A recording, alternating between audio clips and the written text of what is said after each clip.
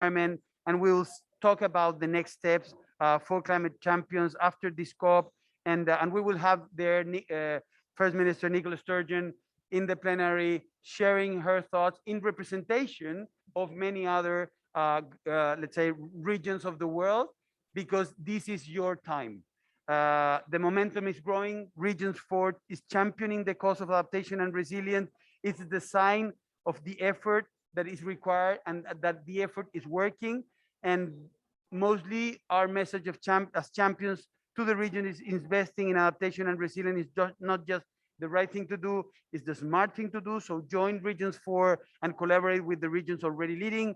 This is the moment to send the message that there is not only sense of urgency when it comes to the regions, but the sense of urgency with integrity and accountability that the citizens of the world require. Honestly, I've had like probably thousands, not millions of, or hundreds of thousands of conversations with people that are expecting the sense of urgency, but also the accountability. I have heard anyone doubting on the capacity of the regions and the subnational government to really implement the Paris Agreement in the very and most integral way. So I'm sure that you do have the capacity of not only fulfill the Paris Agreement, but also push for higher ambition globally. That's the role that you have today. No one, I said, no government should be left behind in this trajectory. We expect that on Thursday, we will see a massive number of announcements and commitments of how much the regions are now connected to the trajectory of the 1.5 resilient world. Thank you so much. Thank you so much, Mr. Gonzalo Munoz. Those were excellent and very inspiring remarks and recognition of the pivotal role that the region governments play in helping us accelerate our climate ambitions. Our second speaker is Honorable Mrs. Arencia Tapia, Regions 4 President and Minister for Economic Development, Sustainability and Environment of the Basque Government, Spain, also joining us from the COP Pavilion. Please, Mrs. Arencia. And for Mrs. Arencia, could you please just expound to us, how are regions like the Basque Country leading in raising ambitions for adaptation? It's a pleasure for me to be here with you, really. And in my capacity as a region president, Regions 4 President, and representative of the Basque government. It's time to give a voice to a broad global community of regional governments who work every day for the sustainable development of our territories and for the resilient future of our planet. It's a pleasure to share this panel with key allies of our work, as we have had now Mr. Munoz, who has had to leave. And we have here with us the Scottish Minister, Mrs. McCallan. And with ADAPT, the collective work of non-state actors is making a difference nowadays. And it's proof of that this multi-level action pavilion, where we are today, is the first in the story of the COP, the climate COP system. At this COP26, we regional governments represent 50% of the world economy, with local and regional governments implementing more than 70% of the climate change mitigation measures and up to 90% of the adaptation measures. So our constituency has high expectations on this event and the negotiations that will take place this week. That is why we are once again putting our knowledge, our commitment, our tools at the disposal of the United Nations and its parties to achieve true multi-level climate governance, where all voices have place. That's the main reason that we have to work for. Through networks such as Regions 4 and initiatives such as RegionsAdapt and the Race to Resilience campaign, we will continue to make visible our key actions and the potentials of multi-level global collaboration. This is key to accelerate climate resilience. Faced with the growing threat of climate change, regional governments are leading and developing tailored solutions tailored to our territories, specific to them, which can be replicated all over the world. For instance, in the Basque Country, we have been working on climate action during the last years, and we are at a key moment now, as we are everybody in the world. We are drafting now an energy transition and climate change law, which in addition to regulating obligations related, of course, to mitigation and adaptation, will give legal status to the goal of ensuring resilience and climate change or climate neutrality to 2050. Since 2015, we have annually implemented a program named Climatec in Basque, in our language, which has allowed us to develop climate innovation projects. And finally, the multi-level governance model that we have built in the Basque Country, together with other administrations in collaboration with knowledge generating entities, have allowed us to launch a transformative project such as Urban Climate 2050. It was launched in 2019, and it has the aim to improve the urban environment to climate change in 6 years. Indeed, the leadership of regional governments can and should inspire ambitional national adaptation plans, of course, but commitments and actions also.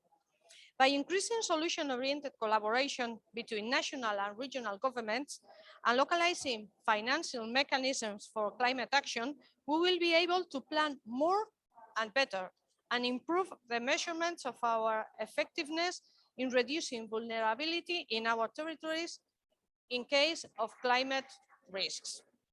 By integrated climate adaptation into other global agendas and sectoral policies, such as those aimed at halting biodiversity, we will improve the conditions of the most vulnerable communities and ecosystems, and we will drive coherent and effective climate action. We have to work in every country, in every region, in order to develop these kind of actions. Today at COP26, Regions 4 is presenting a brief report, a high-level event, this one, and a statement of regional governments that provide good practices, scientific evidence, and key recommendations to co-create and co-design a true transition to resilient economies and territories, leaving, of course, no one behind. So thank you very much for being here with us. And this is all for the moment. Thank you so much, Honorable Arencia. That's really very, very important, underscoring the need for tailored solutions that can be scaled everywhere. Thank you so much. So our third speaker is Honorable Mrs. Mairi McCallan, Minister for Environment and Land Reform in Scotland, also joining us from COP Pavilion. And for you, Honorable Mairi, looking at Scotland's expertise and experience, what is the specific role regional governments play to raise this bar? And from your point of view, what does success in COP26 look like? Mrs. Mairi.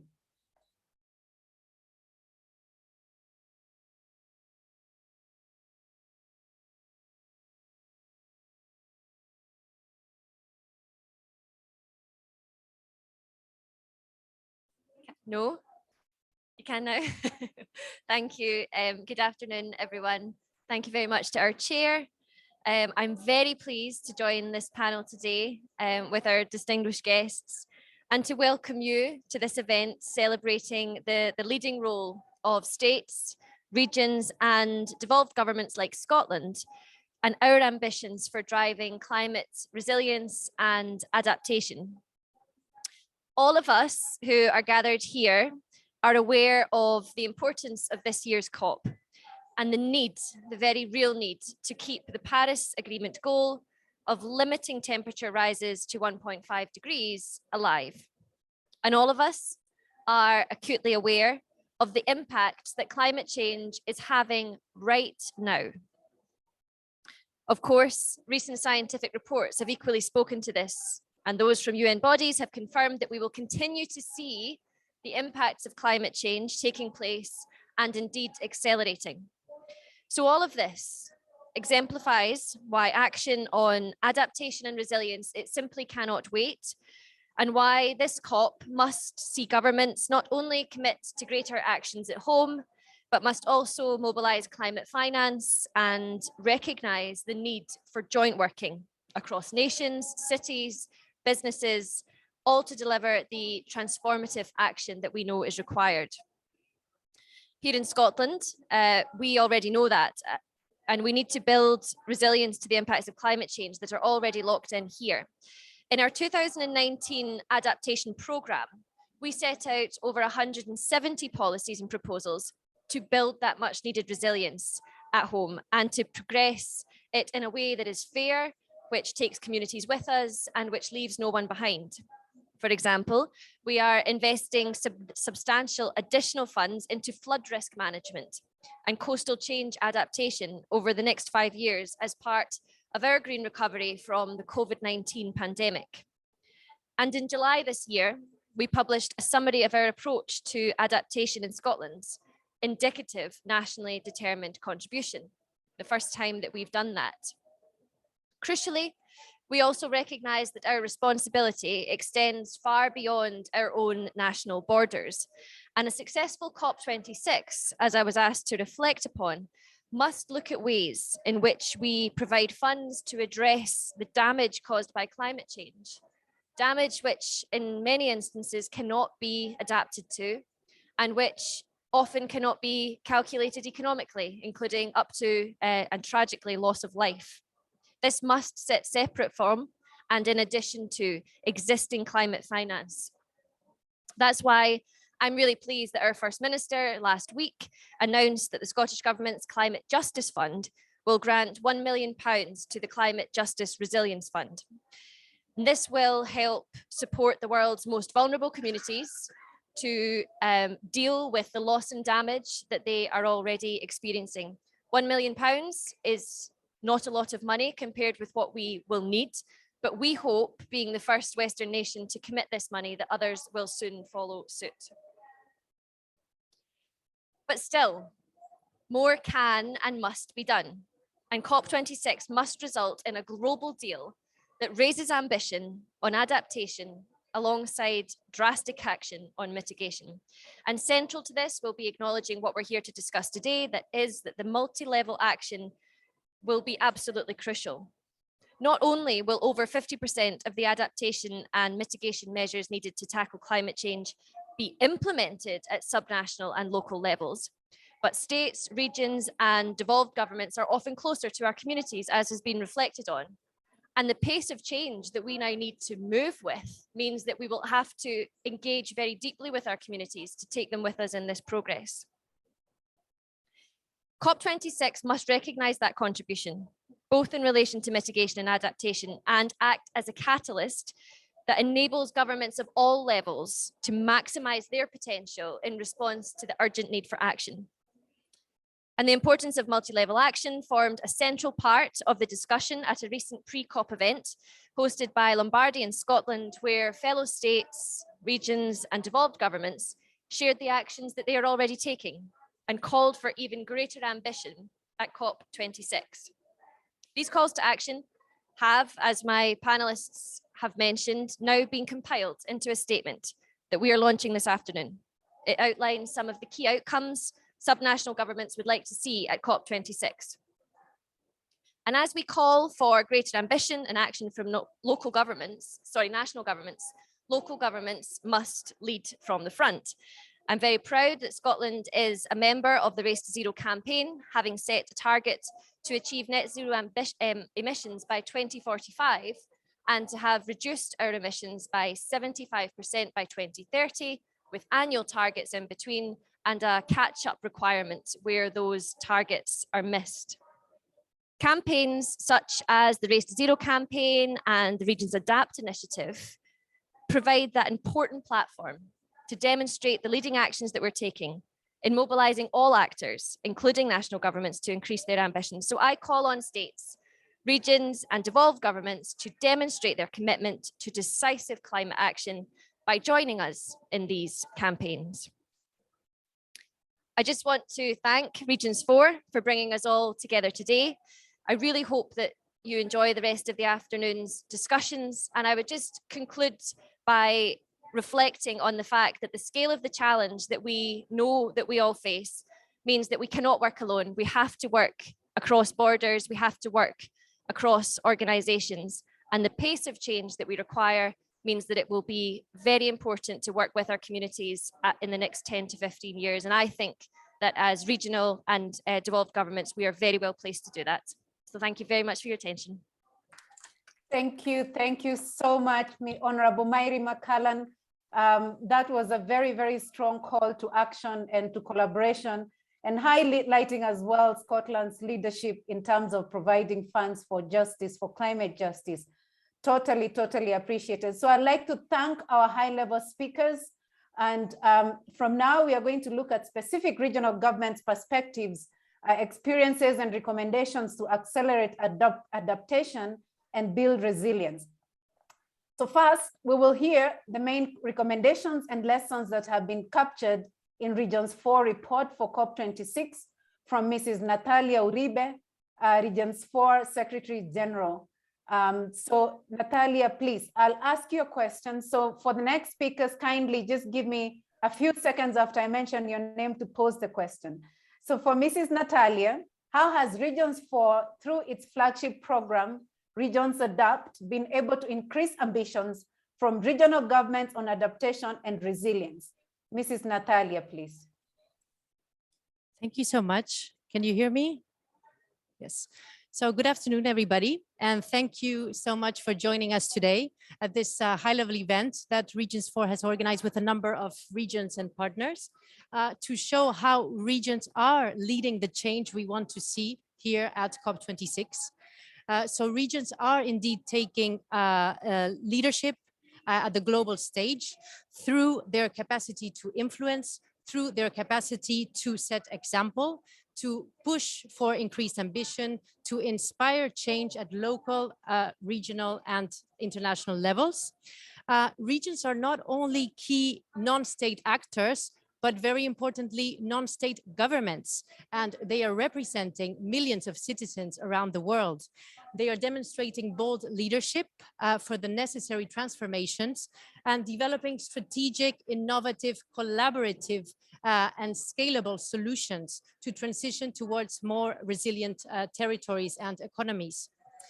When we launched RegionsAdapt in 2015 at the COP21 in Paris with the government of Catalonia and Rio de Janeiro, we did so with the conviction that adaptation needs to be higher on the global agenda, climate agenda, and also with the conviction that regions need to be duly recognized in their role and their important work on adaptation. So RegionsAdapt became, in this way, the first global initiative to mobilize political engagement, to inspire and to support regional governments in developing strategies and plans, adaptation strategies and plans, to accelerate concrete and implement concrete adaptation actions, and to also, very importantly, transparently report on the progress made year after year. So during these past 5 years, we have witnessed and supported the development and implementation of over 50 adaptation plans from all world regions, with over 230 adaptation actions being implemented and reported on an annual basis. So since its launch, RegionsAdapt has been promoting cooperation across regions and facilitating exchanges of good practices and learning opportunities, capacity building and implementation of joint projects. Through our collaborative work with the Marrakesh Partnership for Global Climate Action, the local group of municipal authorities and the participation at COPs, we have been able to raise the visibility, the participation, the representation of regional governments in the climate agenda. Today, we are very happy we witness a growing RegionsAdapt community of 76 regional governments, representing nearly 300 million citizens from all over the world, who are really building resilience to climate shocks and increasing adaptive capacity of their local communities. We now count with a reinforced strategy to help regions in raising their ambitions through a strengthened community of practice, peer-to-peer cooperation, technical partners, and directly contributing to the UNFCCC's Race to Resilience campaign. So some months ago, we were advocating for the creation of such a campaign when the Race to Zero was launched. And now we are really pleased to see not only that it exists, but that we are an official partner and bringing more regions to this global campaign as the time passes. So we have now looked back at these 5 years and captured what have been the lessons learned, what have been the contributions of regional governments, and we have compiled and are very happy to launch here today this report that brings together concrete examples from 11 regional governments from the different regions to show how they are accelerating the ambitions. So this is just being launched today. You can access the publication at our Regions 4 website. And I want to thank very much the collaboration with BC3, the Basque Center for Climate Change, in this joint publication, the Basque country and the government of Flanders, because it really shows how we move from commitment to delivering concrete actions. And what we have seen coming out of this report is really regions enhancing their ambitions in the sense that they are developing strategies that are increasingly more integrated and cross-sectoral and involving and engaging the different actors, local communities, private sector, and the academy. We have seen that they are progressively more targeted and inclusive of those being left behind, and increasingly more connected to the SDGs, to the Sustainable Development Goals, and to other key agendas, such as the biodiversity agenda. Regions are proving to be a strategic link between the national and the local levels of government, ensuring vertical integration of policies and also coherence across sectors to amplify the impact. We have seen a number of concrete solutions to combat deforestation through, for example, comprehensive strategies to involve the productive sectors, drivers of that deforestation, but also advancing towards renewable energy, raising awareness and engaging society, and also finding innovative ways to leverage finance for regional climate action. So it's we are really looking forward to listen to all of these examples that will be presented here today by the protagonists. And Regions 4, we are really committed to continue to support regions and to catalyze on this leadership, and really want to welcome everybody to join us in these efforts. Thank you. Thank you. Thank you very much. Thank you very much, Mrs. Natalia. Next, we have Mrs. Maria Jose Sanz, who is the director of the Basque Center for Climate Change, BC3. BC3, as you've heard from Natalia, has collaborated with Regions 4 in the development and writing of the COP26 report. So for you, Mrs. Maria, in your opinion, and from Regions 4 COP26 report, what are the key pillars of action that regional governments have put in place to increase their ambition, and what should be reinforced? Please, let's try and keep time. You have 3 minutes to respond so that we don't eat into the other session's time. 3 minutes, please. Mrs. Maria. Good afternoon. Good afternoon. Yeah. Good afternoon, everyone. And I would like to thank Regions 4 for giving me the opportunity to share this time with you. What I would like to do is a reflection on some key issues that are fundamental now that we are putting adaptation very high in the agenda of climate change. I mean, adaptation is no longer the back of the climate change policy agenda. However, the pandemic in May is expected to affect the capacity to plan that it was accelerating before 2019. In particular, in vulnerable countries. IPCC recently told us that there is change already. We are experimenting climate change already. There is no way to avoid that. At the same time, we are also experimenting earlier than we couldn't predict ever extreme events all around the world, including from North America, Europe, China, so 360 degrees extreme events.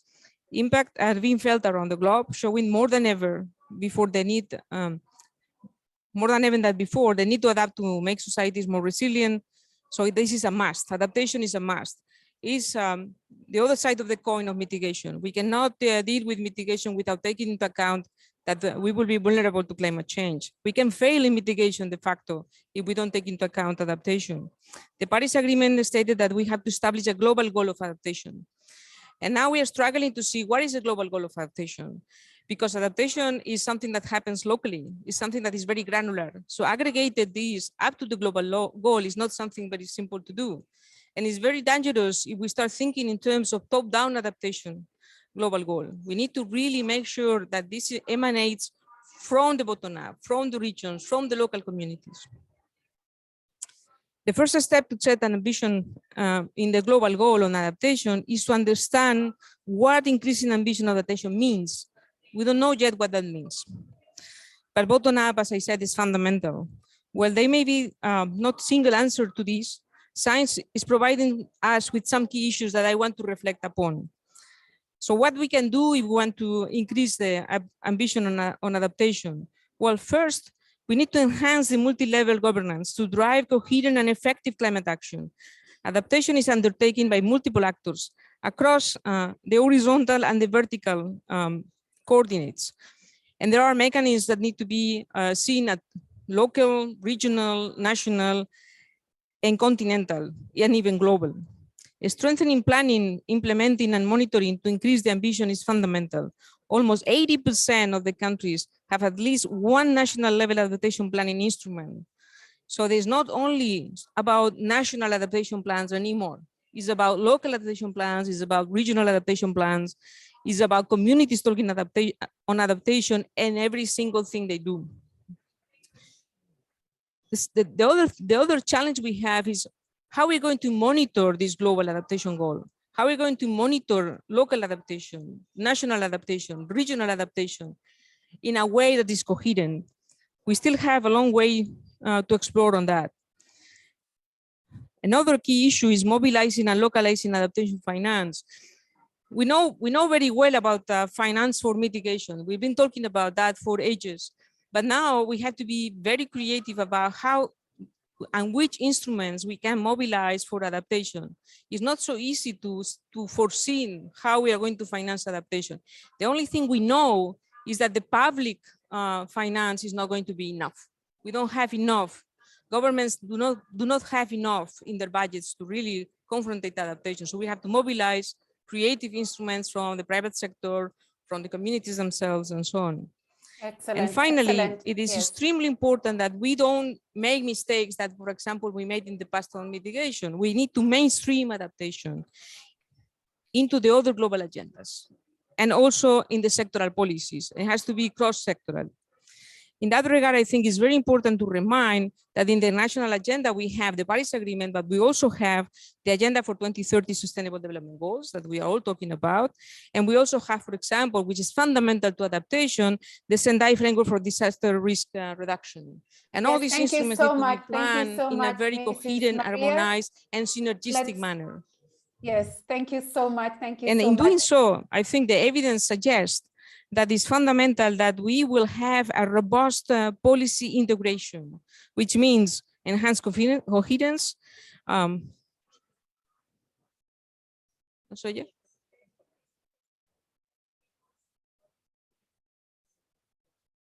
Okay, I mean, I'm just going to conclude in a very simple manner, saying to you that, again, let's do not forget that adaptation occurs across scales and impacts are often locally. So when we think globally, we need to make sure that there is an aggregation from the bottom up in an integrated manner and across sectors, across policies, and without taking into account all these global frameworks that we have now in our hands. And thank you very much for your attention. Thank you. Thank you so much, Mrs. Maria Jose. Thank you so much, Natalia. So in the interest of time, we'll move swiftly to the next panel. I request the panelists to step down and the next panel to come up. We need to save a little bit in terms of time. So for the next panel, really, we are going to hear from different regional governments that are present in different contexts. This panel will look at their specific experience in tackling the challenges ahead and accelerating action. In this panel, who are coming on stage, we have Honorable Mr. Pere Aragonez, President of the Government of Catalonia, Honorable Mrs. Zuhal Demir, Minister of Justice and Enforcement, Environment, Energy and Tourism in the Government of Flanders, Honorable Mr. Javier Gallegos Barrientos, Regional Governor of Ica, Executive President of Mancomunidad Regional de Los Andes in Peru. Then Honorable Mr. David Spears, MP, Minister for Environment and Water, South Australia. Each speaker will try to keep really, really short and sweet. Let's keep it short and sweet at 5 minutes. And so for this panel, we are going to really discuss about how different regions have been able to raise ambitions for adaptation in their plans or climate resilience actions. So we'll start with Honorable Mr. Pere Aragones. So how have you been able to raise ambitions of your adaptation plans, and what have been the driving force for raising this ambition? Mr. Perez, please.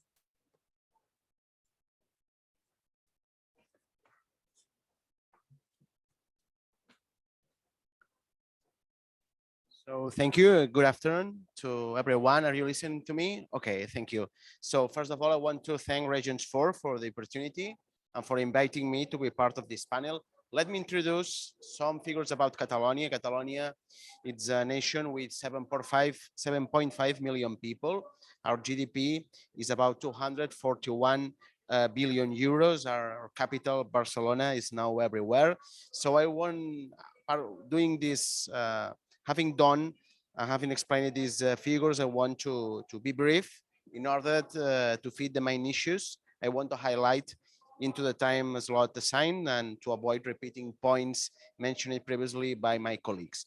If I may, I will begin by highlighting the historical commitment by Catalan civil society for the preservation of the environment, a commitment that largely explains why the Catalan government was a pioneer in Spain in creating a ministry dedicated to the environment, who back in 1992 already participated in the Rio summit. This helps us understand why the Catalan government does not start from scratch. We've built a solid institutional structure on top of a layer of accumulated experience, which we must now use to accelerate change. In this sense, I would like to highlight the work done by the Advisory Council for Sustainable Development of Catalonia, created in 1998, or the Catalan Office of Climate Change, a first among sub-state actors, and one of which has provided important contributions, such as the Catalan Strategy for Adaptation to Climate Change. It is with this legacy that Catalonia, already at the COP21 held in Paris in 2015, promoted the RegionsAdapt initiative. Our aim has always been to ensure that national and local governments show the international community that we play a decisive role in implementation of climate policies, that we can make our territories more resilient, but above all, that we can strengthen the multi-level and multi-actor collaboration in order to be more effective in the fight against climate change. In other words, we need to understand that the fight against climate change is a shared struggle. It involves all of us. We therefore need to strengthen the multi-level work and coordination to multiply the effectiveness of the measures that each of us takes in our respective countries. In recent years, Catalonia has not only strengthened its commitment in the struggle against climate change, it has done so by acting with full determination. Some examples. 2017, we passed an ambitious law against climate change, a first in Southern Europe. Among other issues, showed a clear commitment to green taxation and becoming carbon neutral by 2050. We must continue forging this path with new legislative tools such as the law on energy transition or the renewal of the Catalan strategy for adaptation to climate change. COP26 must do its utmost to reach commitments so that the average annual temperature of the planet does not exceed 1.5 degrees compared to the pre-industrial era. We need a full commitment for the international community to the planet and to life. This is what is at stake during this summit, the viability of Earth as a habitable planet. Allow me to put my country as an example. Today, the average temperature is 1.6 degrees higher than the pre-industrial era. Nights with temperatures over 25 degrees are common. This past summer, we've even had some nights over 30 degrees. The Catalan Pyrenees have no more glaciers, zero, none. They are extinct. And finally, I'd like to highlight the temperature of our seawater, which has risen an average of 0.32 degrees per decade. So our sea level, which rises 3.3 centimeters every 10 years. Through our way of life, we've caused climate change, global warming, and the current climate emergency. They are a direct result of our way of producing, distributing, and consuming. Therefore, on top of transforming our current energy model and mobility strategies, we must focus on the transformation of our production model. It's a change that requires a strategic vision, entrepreneurship, and extraordinary investments equivalent to the urgency we need to address. And here, without doubt, as Europeans, Catalonia has a unique opportunity with the European Union Next Generation funds. As an example, today we have announced grants for 115 million euros to help the self-supply photovoltaic installations in houses and in factories.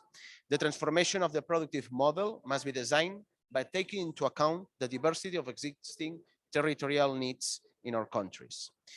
Too often, urban agenda and rural agenda have turned their backs on each other when faced with the needs brought about the climate change. We must ensure that we work together in order to be useful for the country as a whole. And I finish. It's urgent that we act and that we do so with all transformative ambition. So I hope my explanation, these examples have been useful for you, as has been useful for me, your examples to learn about your realities. Thank you so much. Good afternoon.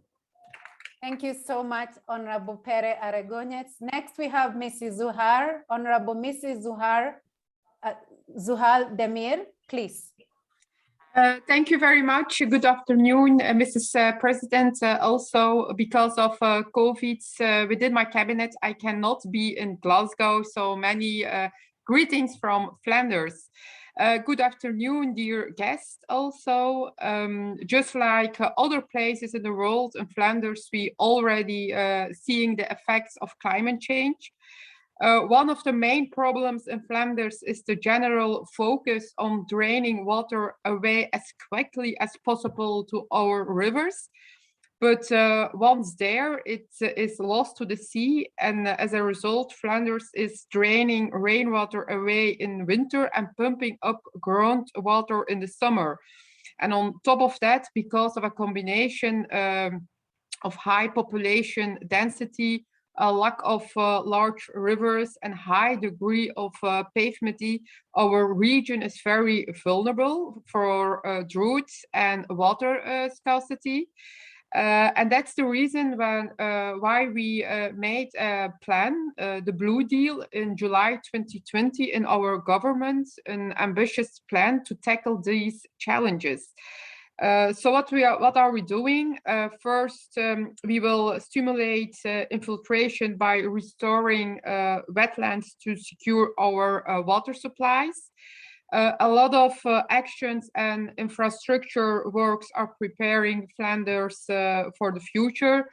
A circular water use, for example, is a general principle. We want to reuse every drop of water in our homes, industry, farms, and together we are investigating in innovation in order to create a smarter, more sustainable water system. We also need to retain much more water. That's where nature becomes in. The role of nature is very big in these. In the past 50 years, Flanders has lost 75% of its wetlands. More nature and more place for water helps us to better store water and restore our groundwater levels. We will work with nature, so not against it, by creating new wetlands and letting our streams and rivers meander again. I have approved a lot of projects to restore swamps, wet grasslands, streams and buffer. And by doing this, we not only adapt to the effects of climate change, but we also create opportunities for biodiversity and a greener, healthier, and also more pleasant environment for our citizens. So it's a win-win also. Our Blue Deal exists of more than 70 measures with a budget of €500 million to achieve these goals. And I would say that regions have a big role to play in working on ambitious adaptation. Flanders has joined Region 4 because we want to learn from other regions, share knowledges, technology and capacity.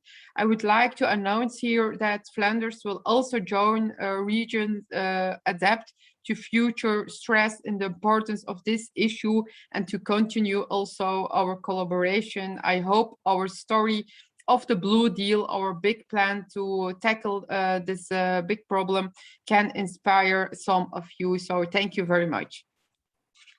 Thank you very much, Honorable Mrs. Zuhal, and thank you for keeping time. Next, we have Honorable Mr. Javier Gallegos Barrientos. Sorry for the mispronunciation. Please take over the stage.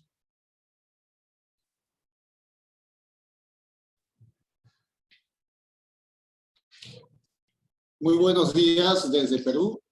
Les hago llegar el saludo del ingeniero Javier Gallegos Barrientos, gobernador regional de Ica y presidente de la Mancomunidad Regional de los Andes.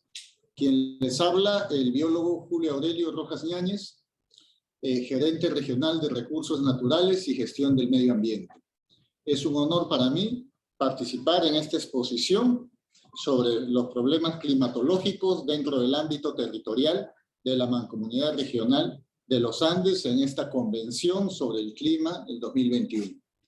En nuestra región Ica y en las regiones que conforman la Mancomunidad de los Andes se está llevando a cabo un proyecto muy importante para este proceso de adaptación, que es precisamente el proyecto de recuperación de los servicios ecosistémicos, de regulación hídrica de las microcuencas de Guaguas, Yauta, Laramate, Ocaña, San Pedro, Tepalco, Otoca, Leoncio Prado, Saiza, Santa Luisa y San Cristóbal, afluentes de Río Grande en Lucana, Sayacucho, el cual consiste en la recuperación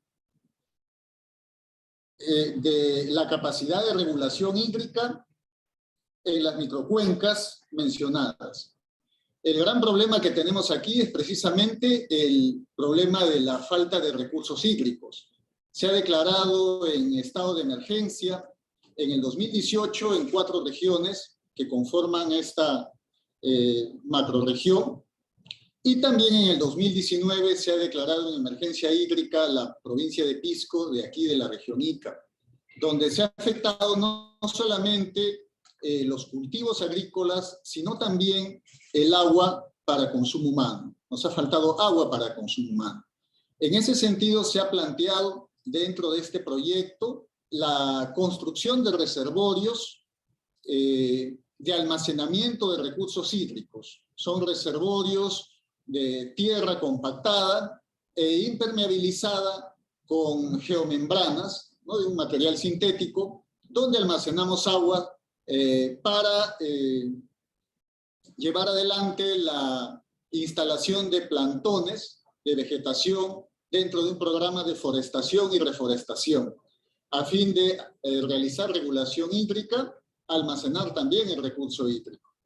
En ese sentido, dentro de este proyecto de cobertura vegetal en la cabecera de cuencas, para luego efectuar el almacenamiento de aguas de lluvias en estos reservorios mencionados. Artificiales de tierra compactada, como ya lo mencioné, se tiene como objetivo la reforestación de Thank you so 1.000 much, hectáreas Honorable. con 1.280.000 plantones Thank you so de much, pino y Honorable construir Javier Gallegos. 35 We reservorios. have to move to the next speaker, please. Thank you so Hasta la much. actualidad ya se cuentan con 16 reservorios. Thank you so much. Our next speaker is Honorable Mr. David Spears, and this is a recorded video. David Spears, please, let's play that video. Thank you. Thank you so much.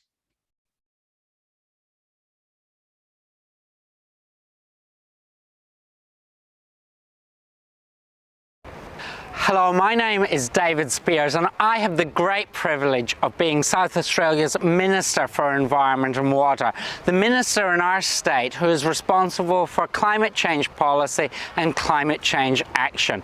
I wish I could be there at COP26 in Glasgow at the moment. I'm actually from Scotland, you might pick that up in my accent, but I've lived in Australia for nearly 20 years now. I can't be there because the international boundaries and the travel restrictions don't make that possible, but I do want to take this opportunity to share a little bit about South Australia's story, how we've adapted to the inevitably changing climate and how we've set ourselves up for what I believe is a vibrant, successful, exciting future. South Australia has got a very high level of livability, and that's something that we want to sustain into the future. In fact, Adelaide was recently named by The Economist as the most livable city in Australia and the third most livable city in the world. And we are up to getting right up there to the most livable city in the world. We've got a tremendous lifestyle. Just check out what's going on behind me. But on the other side of the city, we've got beautiful hills, we've got vineyards, we've got really productive farming country. We've got offshore islands. 20% of our state is held within our national parks network. If you add that all together, it's about the size of the United Kingdom. And I have the privilege of getting to look after all of that. But one of the things that I am then challenged to do is maintain this livability, maintain Adelaide as this must-visit place. How do we do that? Well, we've got to think how we can build resilience into our landscape, into our city, into our neighbourhoods, into our streets in the face of a changing climate. What does that look like? Well, that means bold greening, it means cooling, it means dealing differently with the way we manage our water resources, it means building resilience into our coastline in as a natural way as possible. So I want to give you a quick case study about exactly what we're doing there with our coastline. We are working so hard to rebuild our beaches in a natural way. We've built a pipeline and we're building another one to reticulate sand round and round. Sand naturally drifts to the north in Adelaide, but that strips our beaches. We don't want trucks bringing sand back and forward, back and forward. We want to do that in a sensitive way. We want to rebuild those sand dunes, and that's what we've done just a couple of 100 meters along the coast from here. We want to get the plants into the sand dunes to create habitat so our shore nesting birds can have a chance of survival as well. So that's about coastal protection. Then if we go a couple of 100 meters inland from here, we've got suburban streets. And we're getting warmer here in South Australia. We're having more days above 40 degrees. So we need to deal with that. Greener city streets, more street trees, more shrubs, more native grasses along our median strips and in the nature strips in front of our houses. We've set up Green Adelaide, a governance body with an expert board to help us boldly green our city. We want a greener, cooler, wilder city. We want to rewild it. We want native plants and animals as something that's just just normal in our city streets. And so that's exactly what we're getting on and doing. So we're partnering with councils, we're providing them the funding to get more trees into the streets to cool our neighbourhoods. We're looking for better ways to manage our water resources, to try and make water more available, even though it is a scarce commodity, so that people feel comfortable planting gardens, cooling streets and front yards and backyards with trees. We're looking for ways to support green walls and green roofs. We've just actually announced a grant scheme to support people in the inner city part of our capital city of Adelaide to establish green walls and roofs and get big business owners, big building owners as well to get on board with that. We think that's really important to cool our city and to create habitat along the way. This transition will have lots of challenges. But as the state's minister responsible for this, I've got to rise to this challenge. I owe it to my peers, I owe it to future generations, I owe it to South Australians to build resilience, to make this city the best that it possibly can be. But we've got something far Thank you too so much. precious Can in I this city request for the video to post, to let please? drift away. Control. Thank you so much. Thank you for that message. And I want to thank the panelists, Honorables Perez, Zuhal, Javier, and David. We will now turn to the following speakers in this segment. We have Mr. Wilson Lechon, Environment Manager, Director, Congope. Please, he'll be speaking on behalf of Mr. Pablo Jurado Moreno, President of Congope, Provincial Prefect of Imbabura, Ecuador. Mr. Wilson, how did you collaborate across sectors and levels of government to develop and implement ambitious climate resilience actions? In 5 minutes, please, Mr. Wilson, summarize for us. Thank you. Muchísimas gracias, Susa. Reciba un cordial saludo desde Ecuador a nombre del Consorcio de Gobiernos Provinciales del Ecuador, Congope, una institución que asocia a las 23 provincias del Ecuador. Primero, quiero partir indicando que para nosotros el cambio climático a nivel local, a nivel provincial, es uno de los mayores desafíos que actualmente nos enfrentamos. Hemos evidenciado algunas problemáticas ya a nivel local, como la degradación de los ecosistemas, los efectos del cambio climático que ha provocado sequías, inundaciones, pérdidas humanas, incendios forestales. El Ecuador posee una gran diversidad de ecosistemas a nivel local, donde se asientan las poblaciones locales. Desde el Congope y desde los gobiernos provinciales hemos realizado algunas acciones y consideramos que son las pertinentes, y una de ellas es cómo el nivel provincial está aunando esfuerzos tanto con el nivel o el gobierno central y con los demás niveles de gobierno en un ámbito del gobierno intermedio, donde se está estableciendo políticas para que las políticas nacionales y las agendas internacionales se logren localizar a nivel territorial. Consideramos también, por otro punto, el marco o el contexto de la gobernanza multinivel. Desde el Congope nosotros estamos impulsando, por ejemplo,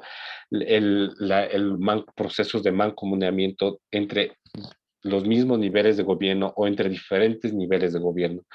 Esto con el objetivo de establecer políticas, establecer estrategias locales de cambio climático, porque una de las problemáticas a nivel local en el Ecuador se ve que es la afectación a los modos de vida de la población local, a los modelos de vida. Y finalmente, en todo este contexto, lo que nosotros hemos establecido son herramientas, hemos establecido políticas, hemos establecido estrategias a través de la construcción de las estrategias provinciales de cambio climático. Creo que para nosotros a nivel nacional es uno de los primeros esfuerzos, y me atrevo también a mencionar que a nivel latinoamericano es uno de los ejemplos que hemos desarrollado en Ecuador, en establecer un diagnóstico provincial, en conocer cuáles son los principales riesgos de cambio climático a nivel local. Con esto, lo que hemos establecido y estamos impulsando con al menos los 23 gobiernos provinciales es en generar políticas locales y generar acciones y establecer medidas tanto de adaptación y mitigación para combatir los efectos del cambio climático. Hacemos igual un llamado a todos los gobiernos subnacionales del mundo, en el contexto también latinoamericano, a que demuestren su voluntad política en apoyar a cumplir las metas del cambio climático, en apoyar a contribuir lo que cada uno de los países ha establecido en sus NDCs. Thank you so Señalar much. también. Yes, thank you so much, Wilson. Thank you, excellent. Thank you so much, Wilson. Thank you, those are excellent remarks. We've learned a lot there. We will now turn to our last, but certainly not the least speaker in this segment. It is my pleasure to introduce Secretary Mr. Wade Crowfoot, California's Natural Resource Agency, California. You're the secretary there. Based on your experience in accelerating action on resilience and adaptation, what is your suggestion for scaling up adaptation and resilient actions at the speed that is required? Mr. Wade, please.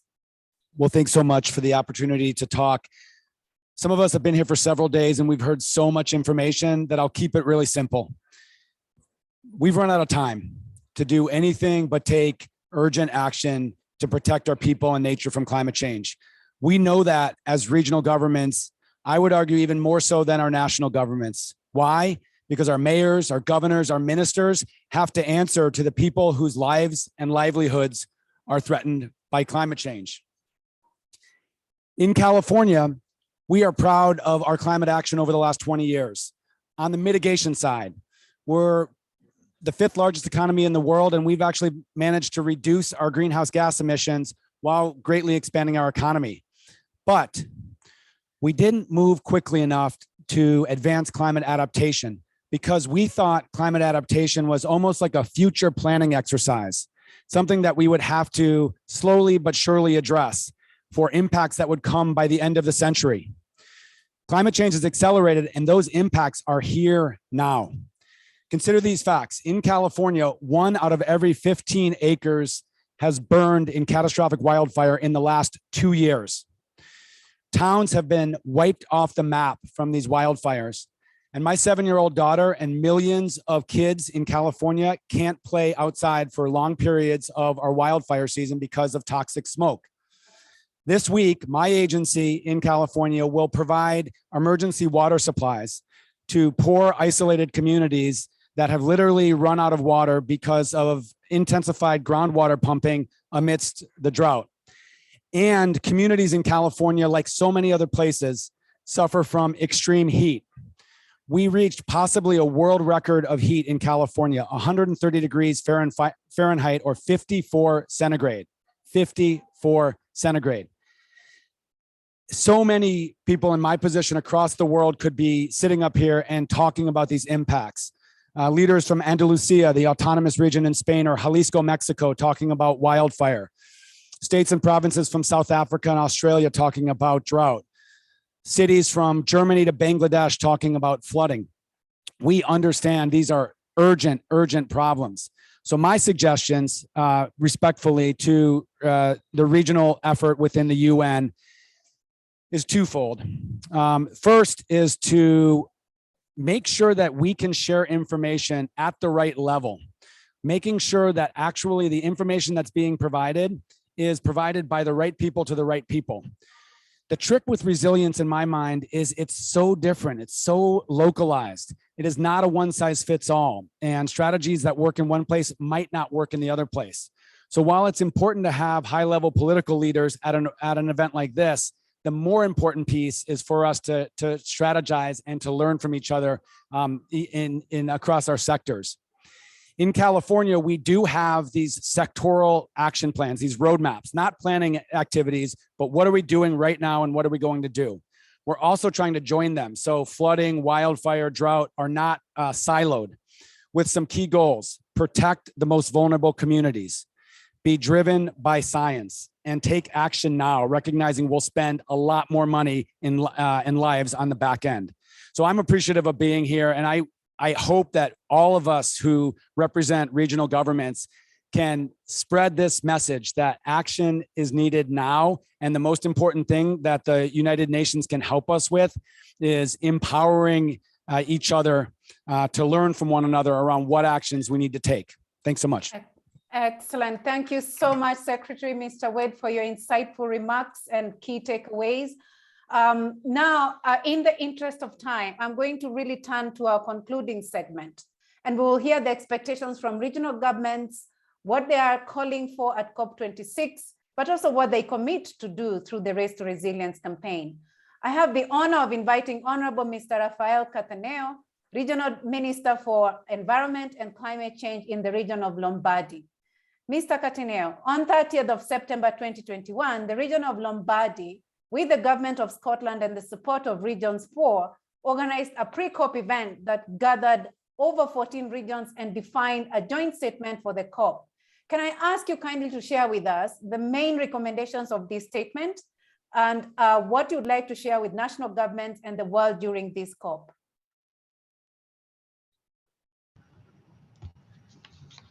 Thank you, dear colleagues. Thank you, all of you. And first of all, let me say I really regret not to be there in person. I cannot be there due to family reasons, as I would be, but in any case, I assure the support of my regions of Lombardy in our common work. Yes, we met last 30th of September in Milan during the pre-COP, when the region of Lombardy, with the support of Regions 4 and the cooperation of the government of Scotland, organized the pre-COP event that gathered the panel discussion of 15 regions and defining the joint statement of regional governments for adaptation and mitigation for COP26. And let me say that we are also in time to take part of our statement until next Wednesday and to sign it. Of course, it is both an honor and a pleasure for my country and for my region to have hosted such important events in such crucial moment and critical situation that the world is living. But also, it's been important what we are doing as region. And I hope we will be able to increase the role of our regions and subnational government in this field. We are here today after a consolidated process of consultation of the statement and after a wide dissemination of the document to share it with all of us, with all the national governments and all the actors of COP26. In this statement, the regional governments call to enhance ambition, and accelerate actions. And we, the subnational government, recognize our key role in the forefront of the crisis and the need to accelerate action to both mitigate and adapt to climate change. We acknowledge that we are not on track with our target of 1.5 degrees, and we have to increase our ambition. So we ask 5 concrete points. First, reaching net zero emission. We must deliver net zero CO2 emission by 2050 and all emission by 2070, and see all countries publishing enhanced national determined contributions with supportive policies and pathway for delivery. Second, raising ambition on adaptation and resilience. The reviewed indices and current national adaptation plans must include joint, amplified, and measured ambitions for resilience and adaptation and reaching the most marginalized, also to ensure the co-benefit of a wider and stronger social and economic cohesion. Third, driving systems change towards multi-level governance. National governments will only be able to reach their climate targets and ambition if regional and local actors bring in their full potential. And this is our task, raise our voice and be included in these increasing ambitions. Fourth, the regional institutional level can constitute the strategic hinge between the global worldwide actors and the local communities, as well as being promoter of a stricter cooperation between national, regional, and local level, sharing best practices and lessons learned by a wide set of multi-level actors. And 5, and last, mobilize finance for adaptation. Shifting the trillions needed to achieve the Paris Agreement is essential by providing credible targets and plans for developing capital to developing countries and at the regional and local level. International climate finance mechanisms, such as the Green Climate Fund, need to include regional level support and consider and push national governments to support regional governments to include within this mechanism funding at the local and regional level. So, concluding, regions also commit to the race to zero and race to resilience to drive the momentum toward accelerated action for climate resilience and adaptation. We thus encourage more regions to sign the statement, as I said before, and carry jointly the voice of regions and how to raise ambition on mitigation and adaptation to bring together the expertise and best practices. We need more cooperation, not just to say one another what we are doing alone, but more cooperative actions among regions. Thank you. Thank you so much. Thank you so much, Honorable Rafael. Next, I have the honor of inviting Honorable Mr. Eduardo Trani, Subsecretary of Environment of Sao Paulo in Brazil. So, Honorable Trani, can you tell us what has been the commitment of regions within Race to Resilience, and more specifically for Sao Paulo, what this means in terms of concrete commitment to the race?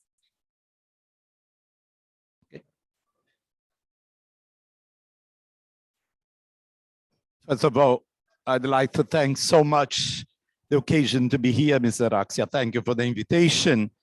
On behalf of the governor of São Paulo, Mr. João Doria, who was leading our committee here in COP these days, I'd say that it's so important to talk about resilience in name all of the states of Brazil. Brazil, that's a huge nation, and the state of São Paulo, 45 million inhabitants. But I like to say that it is always good to remember that in addition to reduction emissions, the Paris Agreement established a global adaptation goal to aims to increase climate resilience and reduce vulnerability to climate impacts. And in Brazil now, the 27 states started to have a more prominent role. And now in this COP, we have the 10 states of Brazil here looking for mitigation and adaptation agenda. And it's due to the very important participation of the São Paulo since the beginning with the Regions 4 in 2015. It's due to our company that we did São Paulo to join the Race to Resilience campaign. I remember when Gonzalo that talked to us today, he made a conference with us and he said, we need to put people on resilience agenda. And São Paulo and Brazil, the resilience agenda is the main importance for this agenda of climate change. Why? Because our countries and our people, as my colleague was saying about, I agree completely with the Californian colleague that just talked right now, and it's very important because you have a great depth to include the most vulnerables. When we talk about resilience, we're talking about the people, 220 million inhabitants in Brazil, 45 million in São Paulo, but most of them, 90% of them, they are who suffers the most, the consequence and the effects of global warming. And for them, the only issue is a congregation between the state and private sector to make policies due to change the situation. That's why the agenda of resilience, and that's the role so important of Regions 4 and RegionsAdapt projects. And with you, I'm very glad to say, as my question was done, that my relevant sectors we're working for water scarcity and water security. That's a main question in all our countries. Ecosystem-based adaptation projects, including agriculture and reforestation. That's a great wish we have to do. Also, the provision of disaster and risk area programs is exactly the most vulnerable who suffers this consequence in the combat to forest fires, to say just some projects. And what we're doing now, what's the difference we're making now with the help with the Regions 4, we're making our program that the Resilient State Climate Change, that's called Municipalities Resilience. It's a new program called Refloresta, a big reforestation, which includes the ambition of 1 million hectares in our state of native vegetation to be restored. That means 2.5 billion trees.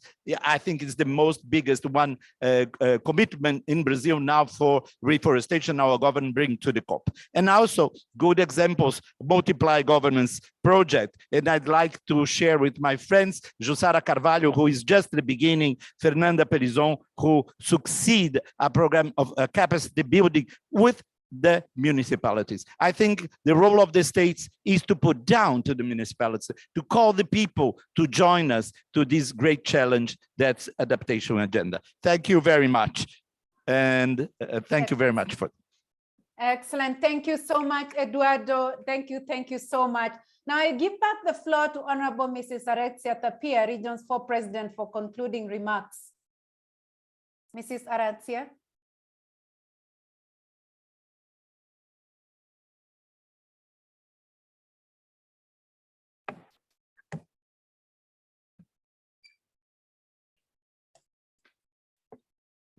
Okay, let me say you some words as final remarks and go back to the statement of regional governments presented here today to say that it is a collective message to the parties to the United Nations Framework Convention on Climate Change and a reiteration of the demand for greater collaboration, inclusion, recognition, and multi-level governance.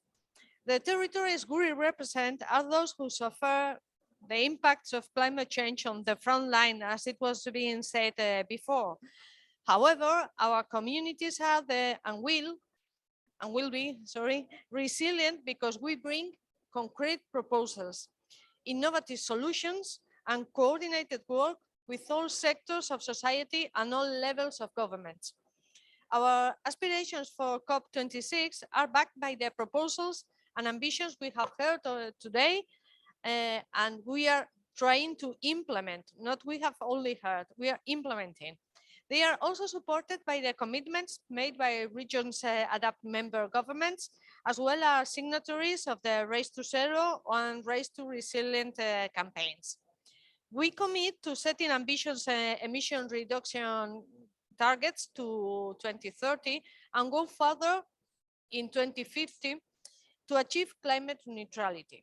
We commit to planning more and better the adaptation of our territories and measuring the impact of our actions to contribute to the resilience of more than 4 billion people by 2030. We commit to working collaboratively, fostering multi-level governance and international cooperation through partnerships such as Regions 4. We commit to working in solidarity to ensure that mobilization of finance reaches those regions which are those with least resources. So COP26 is a milestone in the long distance race that we are undertaking nowadays. And we must continue to work to make the commitments that come out of the summit of this year to reality, with concrete results in short term and real impact. I invite all regional governments, associations of governors, governments, and international associations to join Regions 4's collective advocacy and cooperative efforts so that together we can create a stronger community that continues to lead climate action for a healthy planet. This is our main issue, the key issue we have to tackle for the next years. So thank you very much for being here today with us.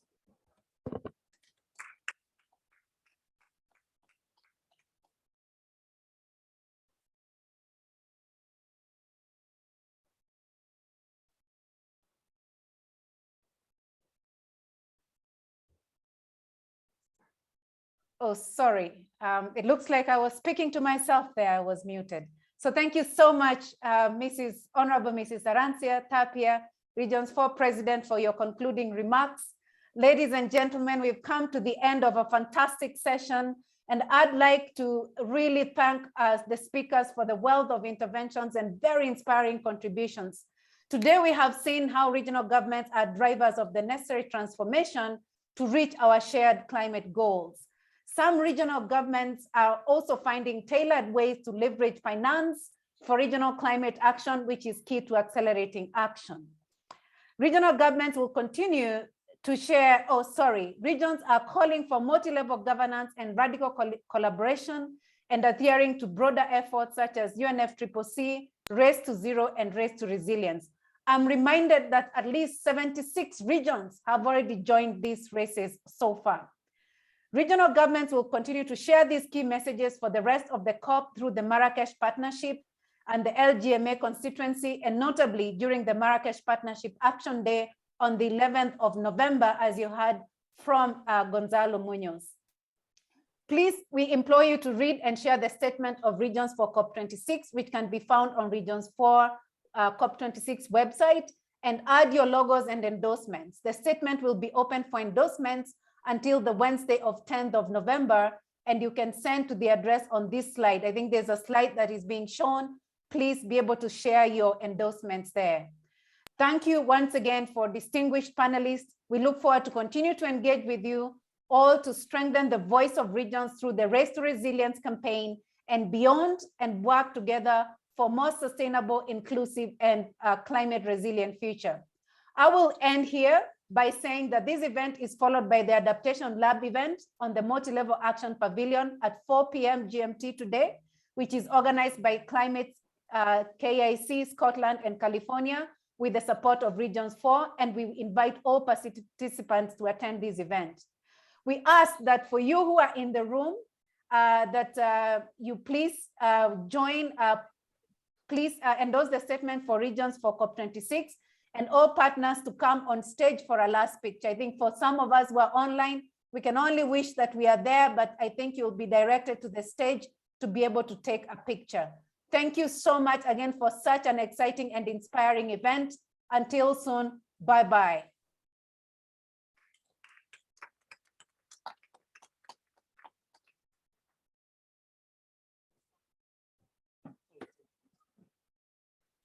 Let's go to the